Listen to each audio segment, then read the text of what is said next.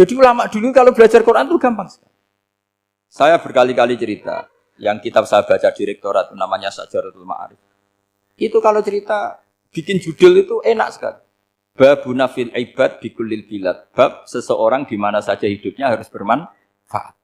Terus dalilnya itu hanya mengutip makalahnya Nabi Isa, wa ja'alani mubarakan ainama kuntu. Ciri utama seorang nabi apa? Saya di mana-mana adanya berkahi orang, jadi berkah bagi orang lain. Maksudnya tidak jadi problem bagi orang lain.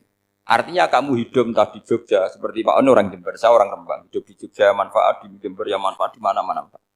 Saya pernah di Korea seminggu ya manfaat. Saudara kita TKI yang di Korea ya manfaat, di sana bikin masjid, bikin apa.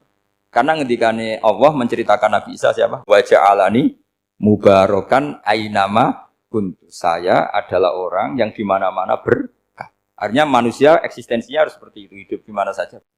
Gampang sekali memahami.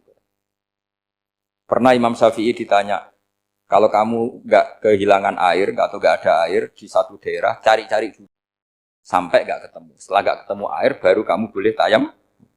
Imam Syafi'i ditanya, apa dalilnya harus mencari dulu? Kalau nggak ada air ya langsung tayamum saja. Kenapa harus nyari-nyari dulu? Jawabnya Imam Syafi'i itu gampang sekali. Qala ta'ala falam tajidu ma'an. Kemudian kamu tidak menemukan air. Di mana-mana tidak menemukan setelah mencari. Kalau belum mencari namanya tidak tahu. Kan ayatnya kan falam tajidu ma'an. Kemudian kamu tidak menemukan air. Tidak menemukan tuh nyari dulu apa langsung ambil sikap? Nyari dulu baru kesimpulannya tidak ketemu. Kalau belum pernah nyari namanya tidak tahu.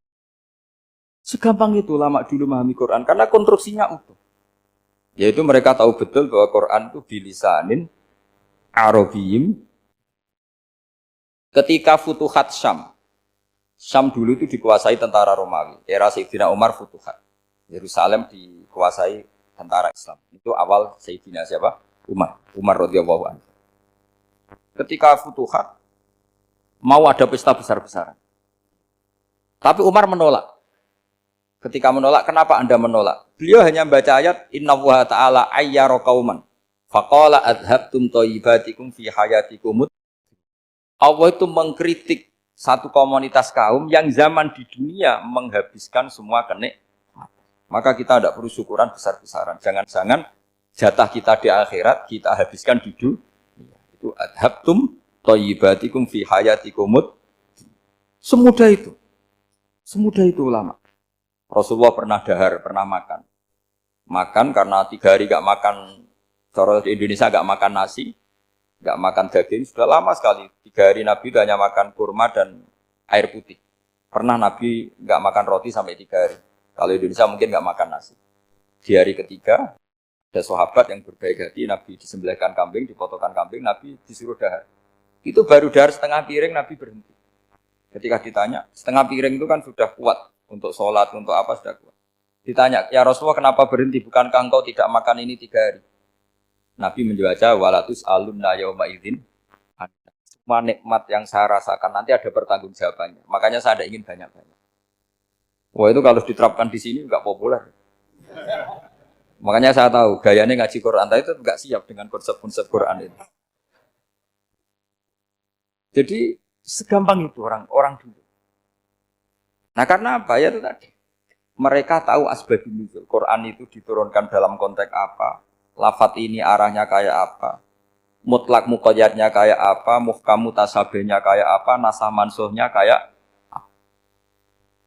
Nah sedikit saya cerita ini mungkin contoh terakhir supaya agak lama-lama nanti bingung kalau lama. Yang bingung ya saya, bingung cara memahamkan. Jadi kalau guru itu kan bingung cara memahamkan, kalau murid bingung cara memahami. Nggak tahu tingkat kebingungannya sama. Kalau guru itu bingung cara memahamkan. Kalau murid bingung cara. Jadi ini pertemuan 2 kelompok bingung. Yang satu bingung cara memahamkan.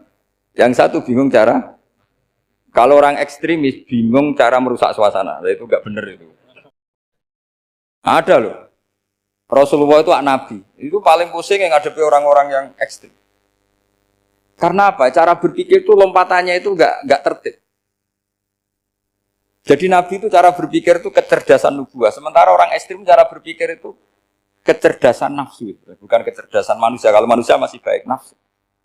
Misalnya begini, kalau dalam tradisi nubuah itu, saya dengan Pak Anu berteman lama, mulai tahun 2000 berapa. Itu kalau Pak Anu bertamu ke saya, harusnya tidak usah tak kasih makan. Karena sudah dekat. Tapi kalau kenalan baru itu dikasih makan, disangoni. Jadi Nabi itu perilakunya agak unik. Akhirnya ada orang yang cara berpikir itu dangkal. Ya Rasulullah ini tidak fair. Yang iman lama tidak diservis, yang iman baru diservis. Cara berpikir Nabi begini, seorang Ansor itu kan sering memberi Nabi. Perjuangannya Nabi ditopang orang apa? Ansor. Donatur lah, kira-kira orang Ansor itu donatur. Donatur itu keren. Karena donatur itu artinya al-yadul ulya khairum minal yadis. Sehingga ketika Nabi sudah menguasai negara, menguasai Mekah Madinah, sudah futuhat, itu orang Ansor tetap nggak diservis. Yang diservis Nabi itu orang-orang baru masuk Islam, disebut wal mu'allafati qulubuhum atau Islam mu'allaf. Ada 1-2 orang yang protes, tentu yang nggak pinter. Tukang protes pasti tidak pinter. Wong iskal-iskalnya sendiri, otaknya nggak sampai-sampainya sendiri, orang lain disuruh jawab. Makanya di sini tidak ada tanya jawab, nanti iskal-iskal kamu sendiri, bingung-bingung kamu sendiri, saya disuruh jawab.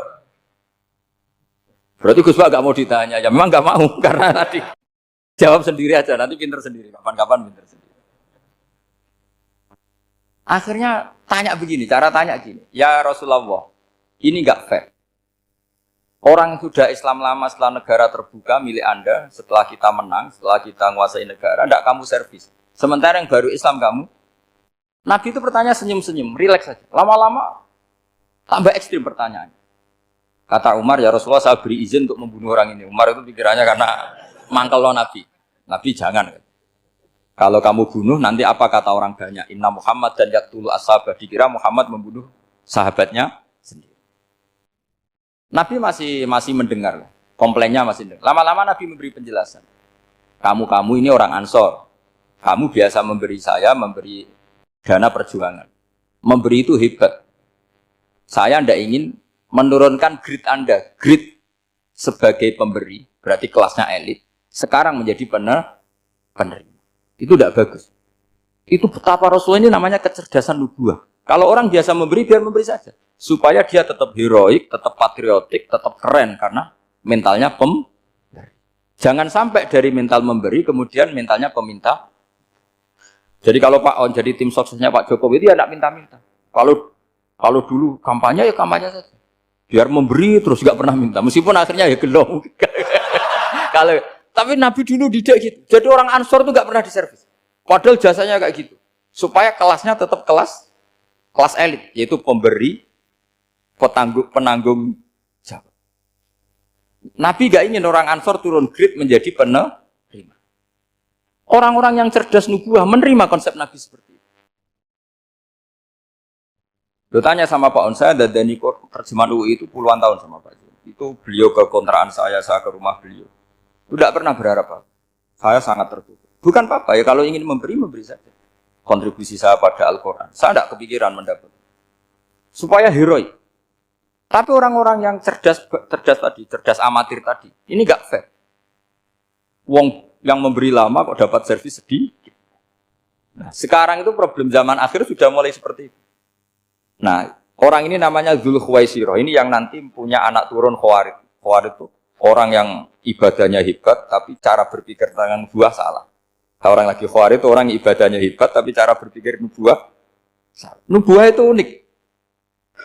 Nubuah itu cara berpikir tadi. Apa ya? Melihat sesuatu yang benar, biar benar terus. Gitu. Yaitu tadi, mental memberi itu ya biar memberi terus, tidak usah di-share. Maka ketika Abu Bakar jadi khalifatul Rasulullah, itu ada sistem kepegawaian. Itu gajinya Umar yang sudah Islam lama, gajinya Abu Bakar yang sudah Islam lama. Itu sama Abu Sufyan sama, padahal Islamnya Abu Sufyan baru setelah Fathu Mekah, kira-kira baru setahun. Terus diprotes sama orang-orang, ini Islam lama kok gajinya sama Islam yang baru setahun kok sama. Kata Abu Bakar, fadailuhum indallah. Mereka punya kelebihan Islam lama itu indallah. Nanti balasannya biar surga. Kalau di dunia sesuai profesinya. Artinya profesi kalau penjaga kantor ya berapa, kalau dosen berapa, pokoknya ya sudah. Dan itu diterima oleh sahabat. Semuanya menerima konsep itu. Era Umar agak dibalik. Abu Sufyan kira-kira gajinya 1 juta, yang lainnya yang menangi Nabi mulai awal gajinya 10 juta. Ditanya, ya Umar, kenapa ini jadi rubah seperti kebijakan Abu Bakar, tidak seperti Abu Bakar? Jawabnya Umar lucu. Fawwah la usawwi baina man qatala Rasulullah wa baina man qatala ma'a Rasulillah. Demi Allah saya tidak akan pernah menyamakan orang yang dulu merangi Rasulullah yaitu Abu Sufyan dengan orang sing selawase dari Rasulullah yaitu Sayyidina Ali dan sebagainya. Ini penting. Artinya ketika gajinya orang saya seperti Ali radhiyallahu anhu itu tinggi itu bukan karena lamanya Islam, tapi karena lamanya iman. Jadi mulai dulu ijtihad itu ada dan dulu dia biasa saja. Karena tadi ada kecerdasan nubuwah. Saya ulang lagi, ada kecerdasan apa? Sekarang itu kecerdasan tomak atau kecerdasan nafsu. Itu kalau sampai ngaji kitab tasawuf, itu bab bakhil itu tidak ada. Menurut kitab tasawuf, medit itu tidak ada, kikir itu tidak ada. Yang ada itu tomak. Tomak itu berharap dikasih orang lain. Sampai pernah enggak bilang kalau artis-artis di Jakarta kikir? Tidak pernah kan? Karena kamu tidak pernah ingin diberi. Tapi kalau kamu punya pacar karena kenal tidak pernah ditraktir, oh pacar saya kikir. Karena kamu ingin diberi. Pernah enggak kamu hukumi orang lain kikir yang enggak kenal? Padahal tidak pernah memberi kamu. Apa kak? Karena kamu tidak pernah ini. Coba sekarang kamu saya tanya, ini latihan cerdas. Definisi kikir itu apa tuh Pak? Enggak pernah memberi kamu kan? Artis-artis Jakarta, tokoh-tokoh nasional pernah enggak memberi kamu? Enggak kan? Tapi enggak pernah kamu vonis kikir. Karena kamu enggak pernah tomak. Tapi pacar kamu, kok amin ditraktir terus? Atau istri kamu, atau mertua kamu, kok enggak ngasih warisan, kamu bilang kikir enggak? Sebabnya kikir betul apa karena kamu tomak, berharap? Tomak. Maka di kitab tasawuf itu enggak ada bab kikir, yang ada bab tomak. Karena asal usul menvonis orang kikir itu karena tamak.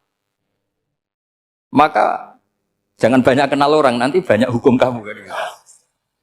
Sombong juga gitu, di tasawuf itu enggak ada bab sombong. Karena orang hukumi orang lain sombong itu karena kamu ingin dihormati. Ada orang enggak kenal, terus lewat saja enggak tanya kamu bilang sombong enggak kan? Tapi kalau kenal, oh sombong betul, kenal enggak tanya kan gitu. Jadi tasawuf itu sisi unik dari khazanah Islam. Makanya di tasawuf itu enggak ada kritik terhadap kikir. Ya tentu kikir itu buruk, pasti ya kikir itu buruk. Tapi enggak perlu dikritik. Jangan-jangan yang salah kamu. Mau kenal Pak On di PPAI terus ingin jadi sekretarisnya. Terus ingin kenal Pak Jokowi ingin jadi menterinya. Nanti kenal rektor ingin jadi pegawainya. Ketika enggak diturutin bilang Pak Rektor kikir. Tapi orang lain ya Kak pernah berharap. Mungkin enggak menvonis Pak Rektor atau Pak On ini kikir. Enggak kan? Berarti vonis kikir itu status orang itu apa enggak kesampaian niat kamu? Memang agak jelimet ilmu tasawuf itu. Tapi itu unik. Itu bagian dari khazanah apa? Islam.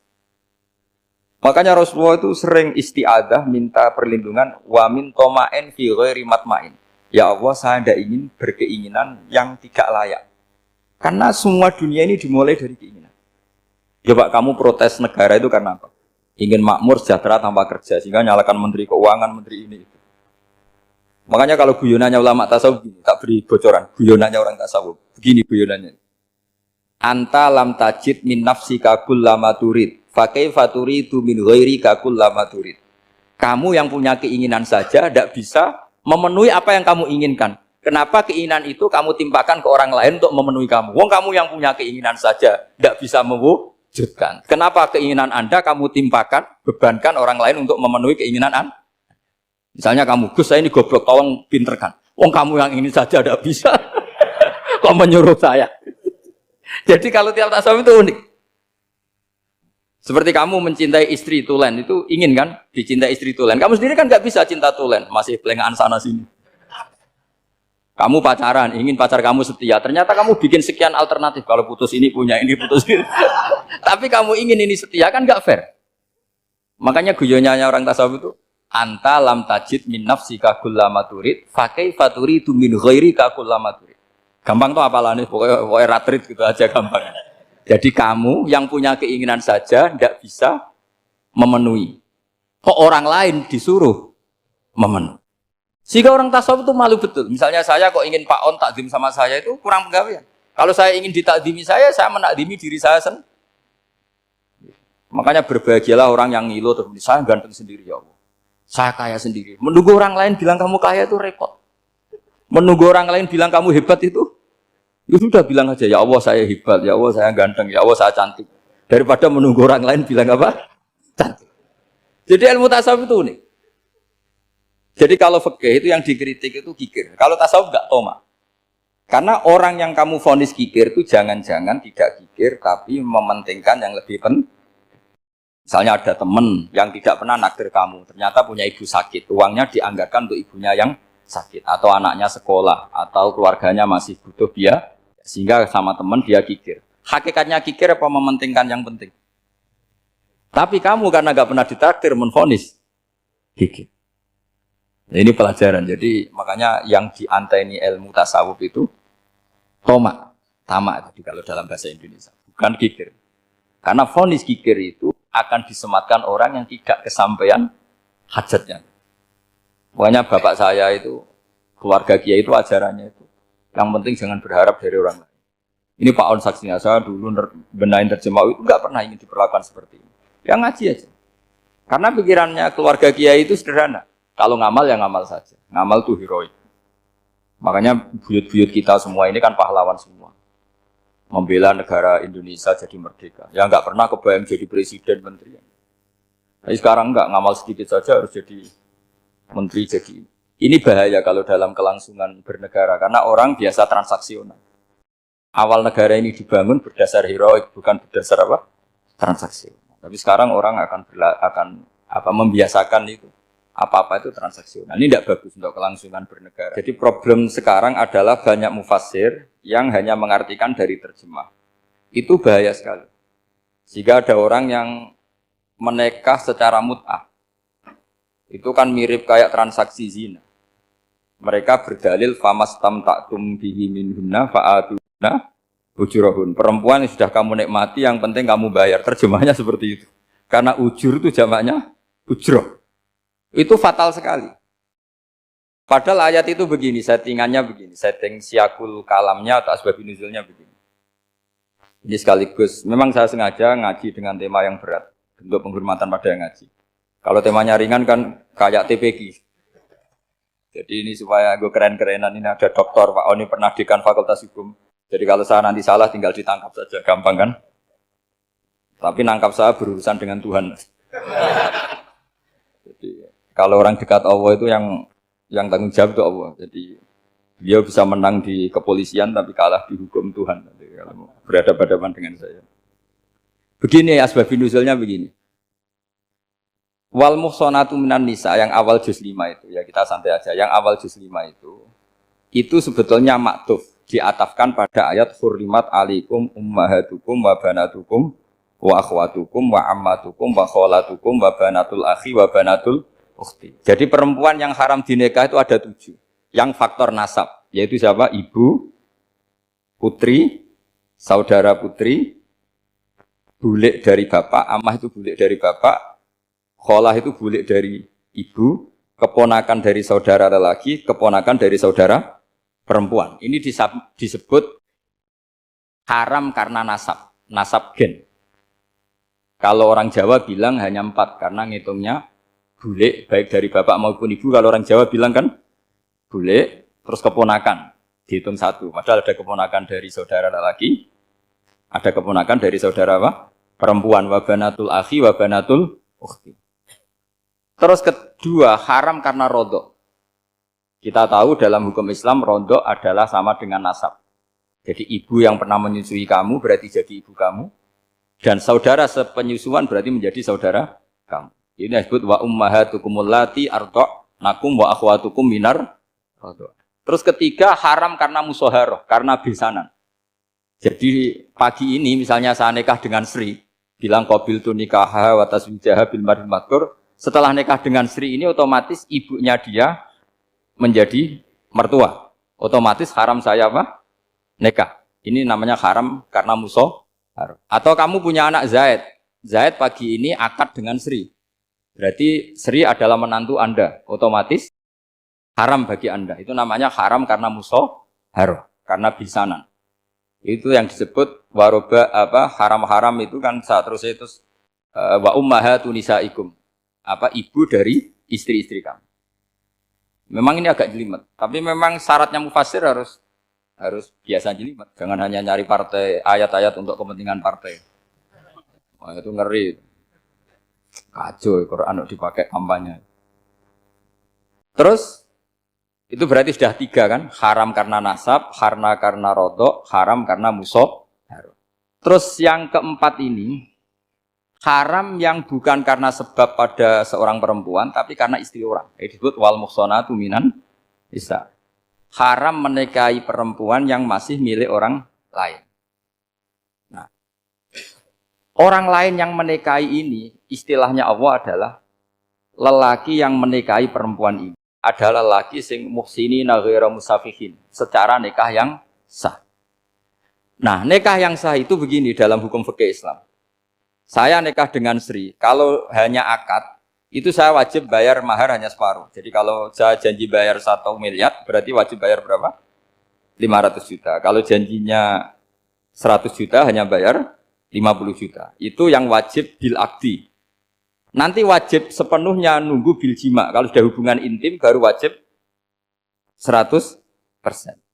Jadi kalau ada di Jawa, nikah dengan seperangkat alat sholat itu yang atasannya tok itu wajib karena akad. Nanti bawaannya nunggu setelah hubungan apa? Intim. Loh, ini hukum Quran, bukan hukum saya. Makanya kan wa in talaqtumuhunna min qabli an tamassuhunna, saat terus fanis suma faradtum. Hanya wajib bayar setengah. Nah, perempuan yang sudah diajak hubungan intim itu kata Allah fa'atuhunna ujurahun, maka wajib kamu bayar penuh.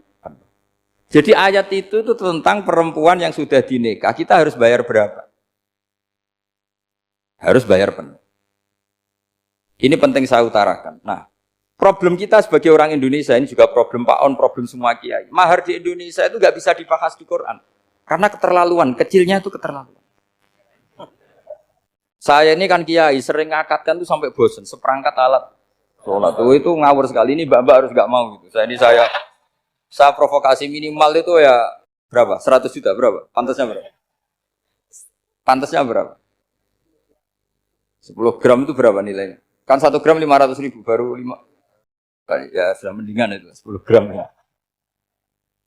Quran itu bayangannya gini sambil latihan, yang hafal-hafal biar latihan. Jangan dapat beasiswa karena hafal tapi nggak jelas lunturungannya. Quran tuh bayangannya gini, ini nggak mungkin Quran ini bisa dibaca di Jawa. Wa in aradtum istibdala zaujim makana zauji wa ataitum ihdahunna qintaran fala ta'khudhu minhu syai'a. Jika kamu nikah sama seorang perempuan, kemudian kamu cerai, maka mahar yang sudah kamu berikan jangan ambil lagi. Karena mahar di Arab itu mahal, 100 juta, kadang mobil Alphard, kadang GMC. Sehingga setelah menceraikan tuh kebayang menarik. Kok enak, dulu saya memberikan itu kan karena dapat servisnya. Sekarang sudah saya cerai, saya tarik. Kalau mahar di Indonesia kan seperangkat alat sholat. Jadi gak kebayang ada kalimat fala ta'khudhu minhu syai'a, jangan ambil lagi. Kebayang ngambil aja enggak? Apalagi kalau nikahnya sudah 2 tahun kan sudah lusuh, sudah. Tapi kalau di Arab itu kebayang karena mahal. Makanya orang Arab suka nikah orang Indonesia karena murah. Jadi bahasa kintoron itu harta yang enggak ternilai. Wa ataitum ihdahunna kintoron. Yang enggak ternilai, mahal betul. Itu pernah saya hitung, ada yang mahar itu 400 juta, ya sekira segitu. Nah, makanya setelah dicerai, Allah memperingatkan setelah kamu kasihkan, ya jangan minta lagi. Kenapa kepikiran minta? Karena jumlahnya besar. Kalau di Indonesia kepikiran enggak minta. Ya? Enggak kepikiran, saking kecilnya. Perangkat alat sholat, kadang 1 juta. 1 juta itu setelah hubungan intim, sebelumnya yang wajib hanya 500. Itu kan enggak kebayang. Makanya susah ngartikan Quran di Indonesia, kadang susah karena kadang terlalu. Itu pernah Sayyidina Umar radhiyallahu anhu pernah bilang begini, wahai para perempuan, mahar itu jangan mahal-mahal, kasihan para lelaki. Itu ada perempuan alimah ya, orangnya alim betul, meskipun nggak pernah sekolah di UI, tapi alim gitu. Itu usul langsung gini, ya Amirul Mukminin, laisa dzalika laka ya Amirul Mukminin, waqad qala ta'ala wa ataitum ihdahunna qintaran. Kamu hanya seorang Amirul Mukminin, tidak berhak bikin aturan pembatasan mahar. Allah saja tidak batasi. Kenapa kamu batasi? Sehingga dulu yang namanya nikahnya Sulaiman Agung atau Jamaluddin siapa Ratu Agung, kalau hadiah ya sampai tas mahal itu. Itu kan dari bahasa Arab mumtaz mahal. Mumtaz itu istimewa, mahal itu tempat. Dia punya istri yang sangat dicintai, dikasih hadiah mumtaz mahal. Terus ilat Jawa jadi apa? Tas mahal. Itu sama Mujid Ulil Albab kalah. Itu kalau cerai kan kepikiran minta lagi. Dikasihkan yang baru. Tapi kalau di Indonesia tidak mungkin karena apa tadi? Seperangkat alat sholat. Begitu nyari yang murah lagi. Yang bagus kitanya, bungkusnya yang bagus. Dulu Rasulullah SAW ketika di Mekah itu sholat menghadap Ka'bah. Tapi setelah pindah di Madinah, di mana Madinah itu ada komunitas Yahudi dan Nasrani, Rasulullah itu menghadap ke Baitul Maqdis. Kira-kira 16 bulan. 16 sampai 17 bulan. Semua riwayat itu kisarannya hanya 16 sampai berapa? 17 bulan. Sehingga orang Yahudi itu bilang begini, Muhammad ini baiklah, meskipun dia membawa agama baru, tapi kiblatnya masih ikut kita, masih baik kan. Setelah 16 bulan, Nabi diperintahkan Allah untuk menghadap ke Ka'bah. Awal liwajaka syatrul masjidil haram. Maka orang Yahudi itu berontak. Berontaknya adalah kiblat mereka ditinggalkan. Cara berpikir orang Yahudi itu kiblat mereka ditinggal. Sehingga mereka bilang mawallahum an qiblatihim allati kanu 'alaiha. Apa yang menjadikan umat Islam berpaling dari kiblat Baitul Maqdis.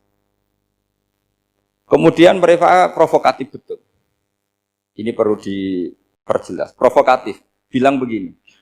Inna Muhammadan tahayyara fi din. Muhammad ini bingung dalam beragama. Sehingga habis ngomong A, ngomong B. Habis kiblat Ka'bah, kiblat Baitul Maqdis. Sehingga dalam banyak tarikh disebutkan peristiwa kiblat itu terbanyak melahirkan orang murtad, orang yang keluar dari Islam. Gara-gara provokasi orang Yahudi, Muhammad tahayyara fi din. Muhammad itu bingung dalam menentukan pilihan apa? Beragama. Kemudian walhasil singkat cerita akhirnya Nabi itu madhep Ka'bah. Apa yang terjadi mukjizat itu adalah bahwa agama ini agama yang mewakili semua agama sebelumnya yang masih orisinil. Yaitu Nabi akhirnya berargumentasi Ka'bah adalah kiblat yang asli, yang lebih tua. Terus mereka tanya, buktinya apa? Dijawab oleh Quran, fihi ayatum bayyinatum maqamu apa? Ibrahim. Ka'bah bukti tertua adalah di situ ada makam Ibrahim. Makam itu jejak kaki. Ya kalau bahasa Indonesia makam itu kuburan. Kalau dalam bahasa Arab makom itu jejak apa? Jejak kaki. Sehingga diketahui oleh sejarah dibuktikan di situ ada jejak kaki siapa? Nabi Ibrahim. Sementara nisbatnya Baitul Maqdis itu adalah kepada Nabi Musa dan Nabi Harun. Yang ini adalah turunan dari Nabi siapa? Ibrahim. Hikmahnya apa? Begini. Sebagai bukti bahwa Baitul Maqdis pernah menjadi poros Islam atau poros Tauhid, maka Nabi Muhammad pernah disuruh menghadap ke Baitul Maqdis. Buat inget-ingetan kalau ini pernah menjadi poros apa? Tahu? Tapi tetap tua-tuaan masih tua apa? Ka'bah. Nah, kenapa tua Ka'bah tadi? Karena Ibrahim adalah Abul Anbiya, bapak dari para. Dan di situ ada jejak kakinya. Fihi ayatum bayyinatum maqam. Bukti itu belum cukup. Dibuktikan lagi bahwa Ismail kecil itu hidupnya di Ka'bah. Kita tahu sa'i baina Safa wal Marwah adalah karena Siti Hajar sedang mencari apa? Jadi ada bukti sekian, bukti empirik bahwa Ibrahim itu kiblatnya itu Ka'bah, bukan Baitul. Sehingga ada kata-kata fihi ayatum bayyinatum maqamu Ibrahim. Nah, tanpa ngerti asbabun nuzul, kamu akan mengartikan fa'ina ma tuwallu fasamma wajhu itu salah. Karena di situ kamu menghadap mana saja, maka di situ ada ridhonya Allah. Maka para ulama memberi catatan, maksudnya begini, kamu menghadap kemana saja, asal itu yang diperintahkan Allah, maka di situ ada ridhonya. Harus seperti itu maknanya, disesuaikan dengan konteks asbabin nuzul. Tanpa seperti itu tidak bisa. Dan masih banyak lagi kepentingan tentang asbabin. Maka enggak mungkin kita maknani Quran tanpa mengenal yang bernama asbabin nuzul. Karena makna ayat itu bisa kacau kalau kita tidak tahu asbabin nuzul. Yaitu kayak tadi makna fa'ina ma tuwallu fasamma wajhu. Itu maknanya kan kamu menghadap mana saja, boleh saja di sana ada ridhonya Allah. Berarti kan bisa ke timur, ke selatan, ke utara, ke barat. Itu bahaya betul.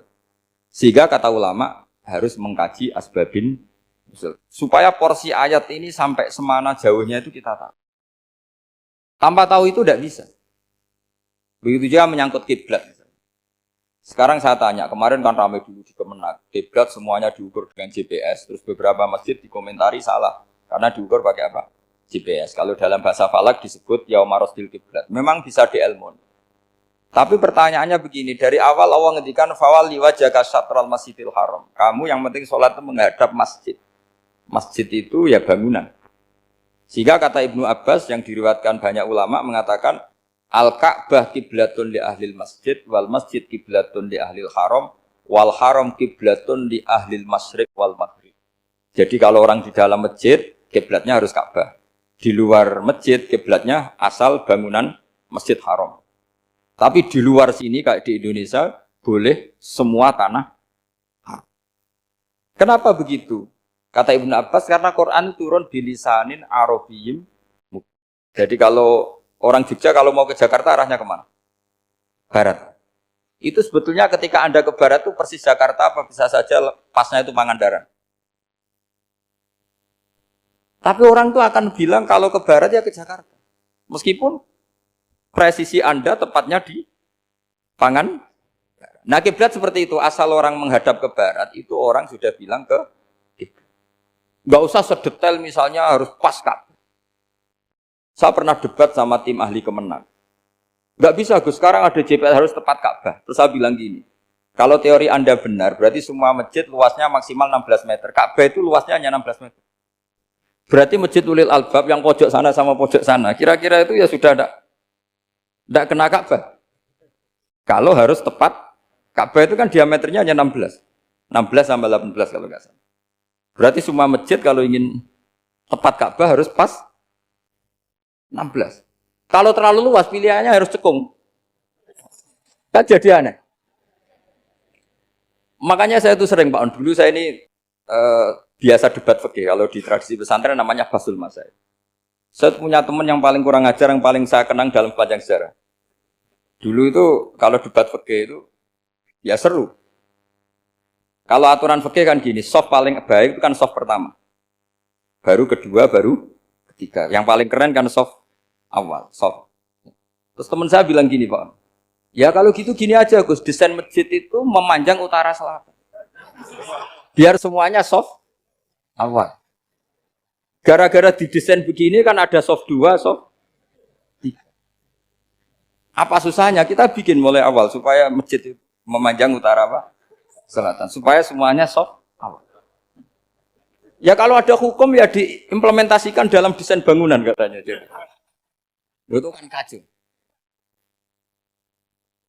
Terus akhirnya saya jawab, lalu setelah begitu yang paling afdol siapa? Yang dekat imam. Ya sudah, bikin cekong saja kalau gitu. Artinya gini ya, beragama itu yang sehat. Jadi beragama itu berdasar riwayat. Berdasar riwayat, pernah ada ulama yang ngitung. Madinah menghadap Ka'bah itu ya tidak pas. Pernah dihitung pakai GPS. Kiblat Madinah ke Ka'bah itu ya tidak pas. Tidak seperti yang pernah dianjurkan Kemenak. Karena apa? Agama ini mengikuti bilisanin arabiyyin mungkin. Seperti jenengan gini. Semua ini istilahnya apa? Menghadap Gus Bah. Padahal ada yang agak sana, agak sana. Semuanya ngaji sama siapa Gus Bah? Ya sudah. Istilahnya bertatap muka. Memangnya kita benturan. Ini bahasa. Jadi seperti ini semua namanya apa? Berhadap. Padahal ada yang agak samping, agak samping. Ka'bah juga gitu, sebenarnya tidak se-ekstrim yang dibayangkan orang-orang. Cuma kalau bisa tepat, ya kita harus tepat. Tapi tetap saja tidak perlu 16 apa? Meter. Fa'aina ma tuwallu fathamma wajhuhu itu artinya menghadap. Menghadap itu menghadap arah. Makanya Allah tidak dawuh fawal liwajhaka nahwal Ka'bah, tapi fawal liwajhaka syatrul Masjidil Haram. Jadi ini penting saya utarakan supaya kita familiar dengan istilah-istilah Quran. Istilah Quran itu gampang. Sebenarnya. Kalau kita kaji itu gampang.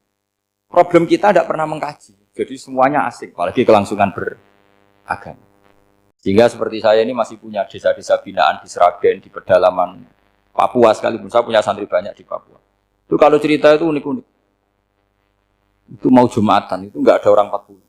Sudah datang setengah 12, itu datangnya 3 jam. Di situ mau ketemu santri 3. Semua, karena ya akhirnya mereka tanya gini, Pak.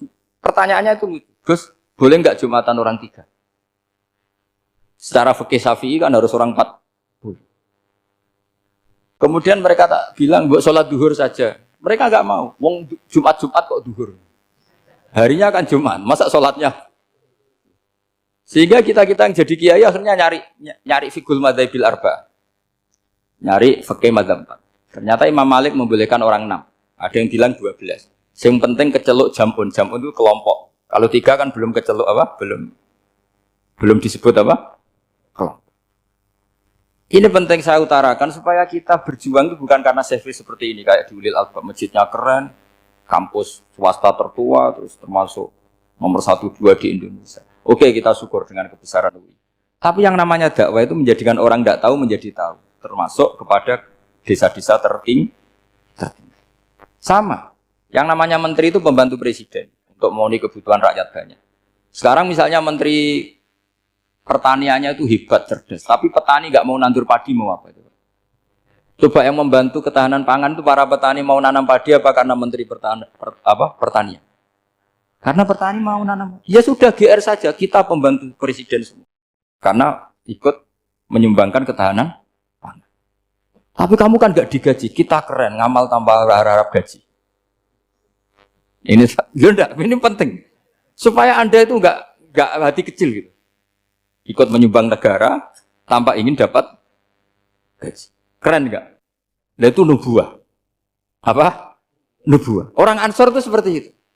Sehingga ketika Rasulullah wafat dan ada kompetisi kepemimpinan, itu orang Ansor gak ikut.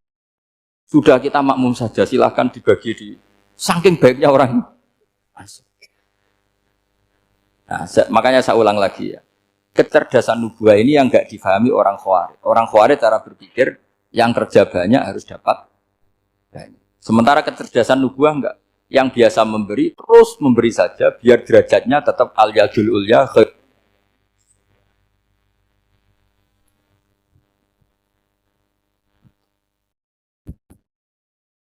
Bismillahirrahmanirrahim. Ini saya baca supaya dapat berkahnya ulama-ulama dulu. Karena ini dikarang oleh ulama yang dipakai rujukan seluruh dunia. Begini, qala Ibnu Taimiyah ma'rifatu sababin nuzuli yu'inu ala fahmil ayat. Jadi mengenali asbabin nuzul itu membantu memahami secara benar ayat itu. Karena tadi kalau ayat itu dipotong itu maknanya bisa kacau kayak tadi famastam ta'tum bihi minhunna fa'atuhunna ujurahun. Kalau diterjemah itu kan mendukung kawin mut'ah. Kalau terjemahnya saja perempuan siapa saja yang pernah kamu nikmati, yang penting kamu bayar, itu kan aliran sesat dan menyesatkan. Itu konteks asbabun nuzul tidak seperti itu. Perempuan yang sudah menjadi istri kamu, seorang lagi perempuan yang sudah menjadi istri kamu, jika sudah kamu hubungan intim, maka maharnya harus dibayar penuh. Tapi kalau belum hubungan intim, maharnya hanya wajib separuh. Fanis suma farotum illa ayafuna au ya'fu alladhi biyadihi uqdatun nikah.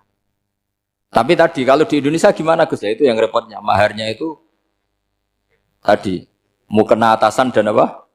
Bawahan. Wah kacau kalau di Indonesia. Sehingga kita bingung kalau dalam logika Arab kan gitu. Bayangannya kalau cerai, kata Allah fala ta'khudhu min syai'at. Harta yang sudah kamu berikan ke istri jangan diambil lagi. Sampai dilarang ngambil tuh karena jumlahnya banyak sehingga kepikiran ngambil. Kalau di Jawa nggak usah dilarang sudah tidak akan ngambil karena rukuhnya sudah lusuh. Itu susahnya baca Quran di Jawa ya. Karena dari awal maharnya terlalu apa? Kecil. Terus beliau Imam Suyuti termasuk di sini menyontohkan yang pasti salah kalau difahami yaitu tadi ayat apa itu fa'inama tuwallu fastamma wajib. Jadi beliau terus meringatkan betapa pentingnya mengenali asbabin nuzul. Karena asbabin nuzul itu gampang. Saya ulang lagi, asbabin nuzul itu gampang. Gampangnya begini ya, kan ada satu peristiwa. Misalnya begini, Rasulullah itu kan mengkritik penuhanan Lata dan Uzza. Berhala-berhala itu dituhankan, dikritik sama Rasulullah. Kemudian mereka begini, karena mereka biasa personifikasi Tuhan. Muhammad, kalau Tuhan itu tidak Lata Uzza, dan itu terbuat dari batu, lalu Tuhan Anda itu dari apa? Amin fiddotin audhabin, lalu Tuhan Anda ini dari emas apa dari perak? Karena mereka nggak bisa membayangkan Tuhan tanpa dipersonifikasi. Terus Allah menurunkan qul huwallahu ahad, Allahus somad, lam yalid wa lam yulad wa lam yakul lahu kufuwan ahad. Karena otaknya mereka sudah begitu, yang namanya Tuhan itu harus dipersonifikasi.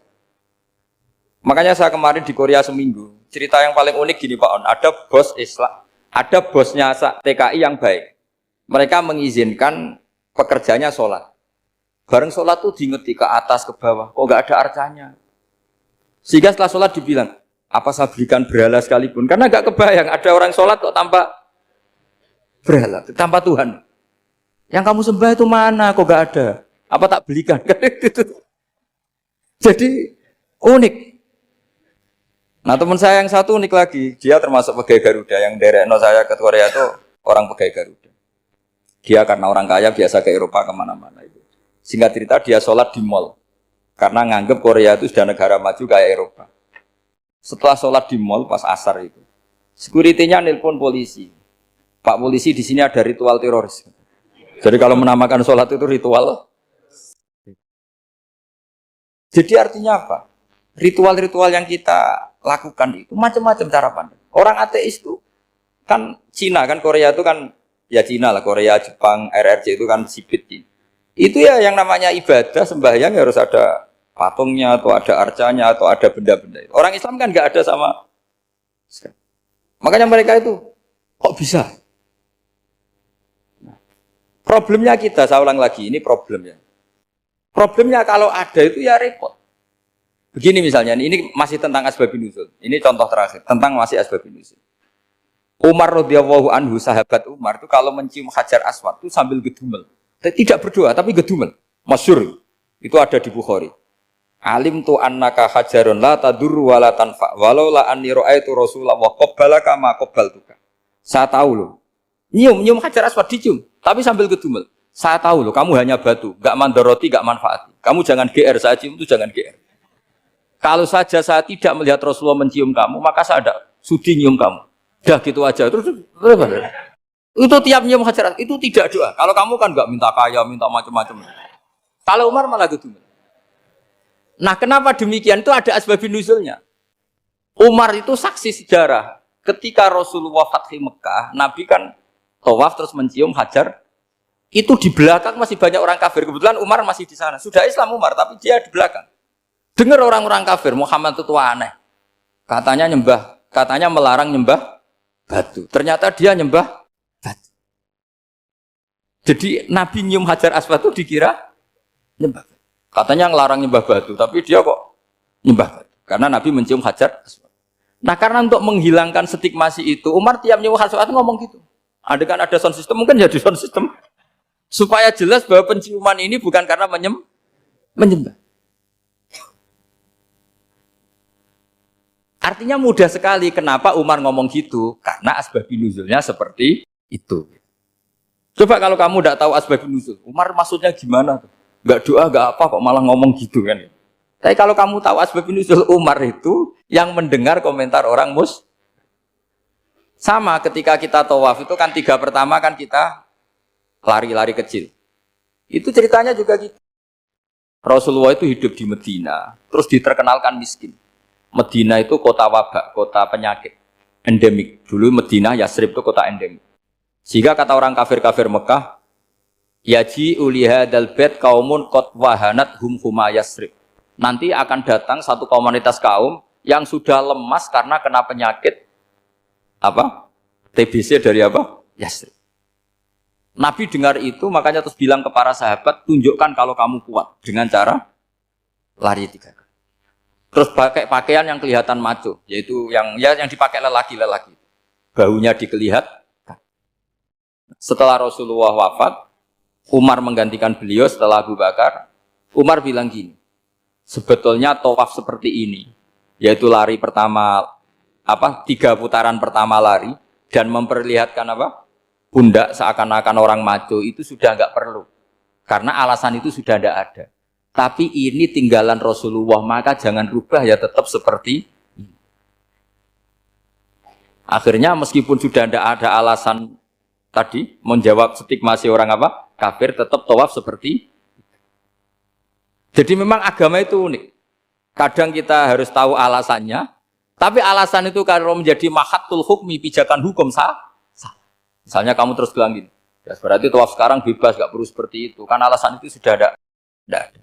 Nah di sini pentingnya riwayat. Riwayat itu begini, logikanya sudah nggak ada, tapi kaifiah itu, cara itu masih kita terus. Dan itu memang, saya ulang lagi, harus tahu asbabun nuzul. Saya beri contoh ya misalnya, wa idza darabtum fil ardi falaysa 'alaikum junahun an taqsuru minas shalah. Terus ayat di mana? In khiftum ayyaftinakumul ladzina kafaru. Jika kamu pergi dalam keadaan takut ditangkap orang kafir atau takut diculik orang kafir, maka kamu boleh mengqasar salat. Itu jelas ada ayat in khiftum ayyaftinakumul ladzina kafaru. Jika kamu takut diculik orang kafir. Sehingga ketika ba'da Fathi Mekah, setelah Mekah dikuasai Islam, Umar tanya, ya Rasulullah, kenapa engkau masih sholat qasar?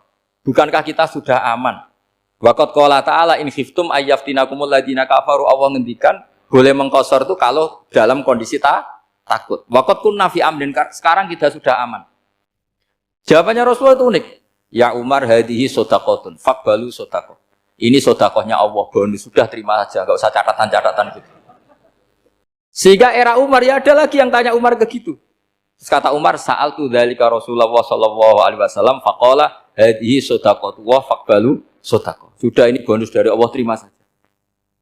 Ini kan unik. Padahal kalau secara disiplin ilmu kan begini. Kamu boleh mengqasar sholat kalau dalam bepergian dan dalam keadaan takut. Logika hukumnya kalau tidak takut, tidak usah. Sama seperti begini.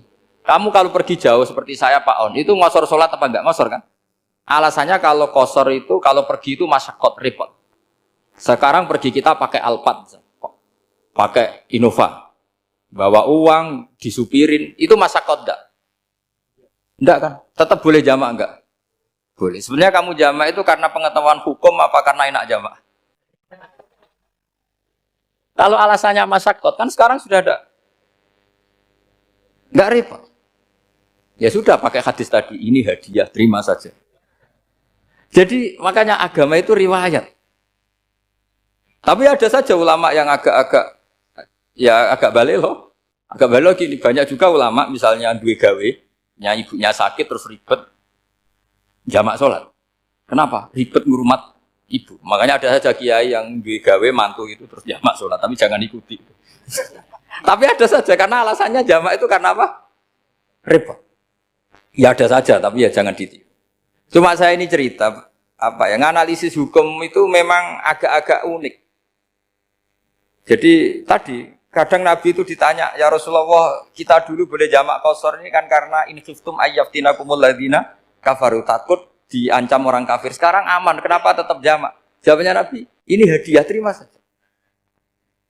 Ya ada sahabat yang bantah, kenapa Nabi? Allah itu zat yang baik, kalau sudah ngaji bonus nggak pernah ditarik lagi. Makanya Nabi kalau berdoa itu unik. Ya, siapa yang disiksa di dunia karena dosanya, fawahu akramu min ayyus sanniya uqubatahu fil akhir.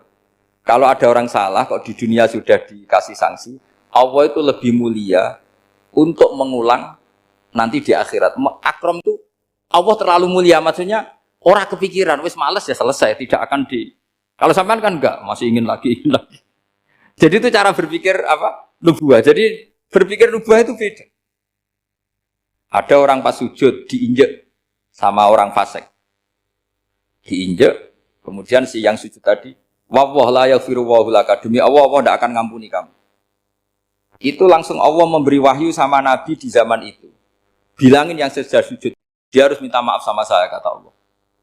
Mangdzalladzi yata'alla ala fulan. Dia bersumpah bahwa Allah tidak akan memaafkan orang itu. Itu harus diralat. Nabinya iskal, kenapa ya Allah?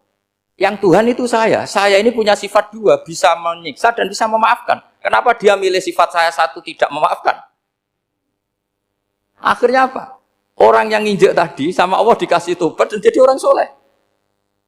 Jadi itu Makanya kamu nggak boleh jadi orang ekstrim nyifati Allahnya satu.